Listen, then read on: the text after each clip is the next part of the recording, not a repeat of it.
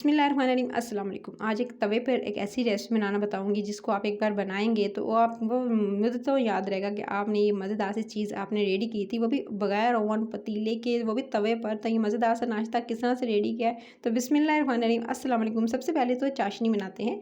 उसके लिए यानी आपने शीरा बनाना है तो उसके लिए आपको सबसे पहले पैन के अंदर एक प्याली आपने पानी की ऐड करनी है। मेजरिंग कप के हिसाब से एक कप जो लीजिएगा पानी, उसके अंदर आधा कप चीनी भर के शामिल कीजिएगा। चीनी और पानी को अच्छे से घुलने दीजिएगा ताकि अच्छा सा जो है शीरा रेडी हो जाए। इसका जो कंसिस्टेंसी होगी यानी जो आप देखेंगे इसका गाढ़ापन कितना होना चाहिए, मैं आपके साथ शेयर कर देती हूँ। चीनी अच्छे से घुल जाए तो जब आपने इसको गाढ़ा करना है तो इसकी जो क्वांटिटी है पानी की इतनी कम होनी चाहिए कि जब आप इसे अंगूठे और एक उंगली के दरमियान में लें तो आपको चिपचिपाहट बस फील हो, गाढ़ापन फील हो, तो आपका शीरा रेडी हो चुका है। तो ये देख सकते हैं अच्छे से घुल चुकी थी चीनी और इसको 2 से 3 मिनट पकाया और ये गाढ़ा हो गया। इसको मैंने उतार लिया और इसको थोड़ा सा ठंडा होने देते हैं। एक मिक्सिंग बाउल के अंदर अलग से आपने चीनी लेनी है, आधा कप चीनी लीजिएगा। जितनी चीनी ली है उतना ही आपने पिघला हुआ बटर यानी मक्खन ले सकते हैं या आप तेल का इस्तेमाल भी कर सकते हैं। तो दोनों की क्वांटिटी यानी जो मिकदार है वो सेम रखिएगा, वो आपने शामिल करना है। उसके बाद दोनों चीज़ों को बहुत अच्छे से आपने विस्कर की मदद से, हैंड विस्कर या आपने जो है बीटर की मदद से बीट कर लेना है। तो अच्छे से पहले तो इसको अच्छे से बीट कर लेंगे ताकि जो है वो ईज़िली जो है आप इस काम को कर सकें, ताकि चीनी अच्छे से घुल जाए, बटर के साथ मिक्स हो जाए। आपने इसको घोल लेना है। उसके बाद आपने इसके अंदर शामिल करना है अंडा। अच्छा, अंडा जो है एक एक करके शामिल कीजिएगा। तो आपने एक एक तोड़ के शामिल करना है और इसको भी इसी तरह से बीट कर लेना है ताकि एक फ्लफ़ी सा अच्छा सा एक बैटर रेडी हो। जब तक कि आप इसे याद रखिएगा जो चाशनी हमने रेडी की थी उसे आपने पहले बना लेना है ताकि वो ठंडा हो जाए थोड़ा सा। उसके बाद आप ये वाला काम कीजिएगा। सिंपली एक अंडे को फेंट लिया, फिर सेकंड अंडे को इसी तरह तोड़कर आपने अलग से बाउल में, और फिर उसको भी आपने इस तरह से इसके अंदर डाल देना और इसको भी अच्छे से आपने बीट कर लेना है। तो 1 बाय 1 करके आप एग शामिल करते जाएंगे। 2 अंडे इसके अंदर जाएंगे और 2 अंडों से आप ये नाश्ता बना सकते हैं। तो आप इसे नाश्ता बनाकर आप जो है वो अच्छा ख़राब भी नहीं होगा, फ्रिज में रखेंगे और इसे पूरा हफ्ता चला सकते हैं। तो आप जो है नाश्ते से जो ऑमलेट पराठे बना रहे थे उससे बेहतर है आप इसको चाय के साथ एंजॉय करें। शाम की चाय के साथ भी आप इसे खा सकते हैं। उसके बाद आपने इसके अंदर तकरीबन एक प्याली के करीब इसके अंदर दूध शामिल करेंगे और उसको भी बहुत अच्छे से आप जो है बीट कर लेंगे। अच्छा, दूध बहुत अच्छे से इसको भी बीट करना है। चाहे तो फूड फैट जो है मिल्क ले सकते हैं, यानी मलाई के साथ भी ले सकते हैं, और सिंपल जो है वो दूध भी ले सकते हैं, और लेकिन बॉयल किया हुआ होना चाहिए। उसके बाद आपने इसके अंदर शामिल करना है, दूध को फेंटने के बाद आपने इसके अंदर मैदा, एक प्याली भरकर आप मैदा ले लीजिएगा सिंपल, और आपने इसके अंदर शामिल कर देना मैदा। साथ में 1 टीस्पून के करीब आप इसके अंदर शामिल करेंगे बेकिंग पाउडर। बेकिंग पाउडर जाएगा 1 टीस्पून और बेकिंग सोडा जाएगा हाफ़ टी स्पून।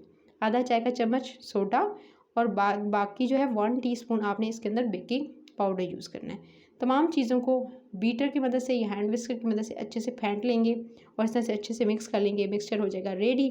जब अच्छे से फेंटा जाए तो एक बेकिंग ट्रे लीजिएगा, यानी इस तरह से मोल्ड लीजिएगा। उसके पहले जो ग्रीस कर लें, चाहे तो इसमें बटर पेपर लगा लें, और बटर पेपर लगाने के बाद फिर आपने इसमें सारा का सारा जो मिक्सचर है उसमें ऐड करने के बाद आप इसे 1 से 2 बार टैप कीजिएगा ताकि एयर बबल्स वगैरह इसमें से निकल जाएँ। उसके बाद एक तवा लीजिएगा, उस पर एक स्टैंड रखिएगा। स्टैंड इसलिए रखा है ताकि थोड़ा ऊंचा रहे और डायरेक्ट जो हीट ना जाए। उसके बाद आपने इस पर जो आपने जिसमें मिक्सचर डाला था वो वाला मोल्ड रखेंगे, यानी इस तरह से आपने रखना है।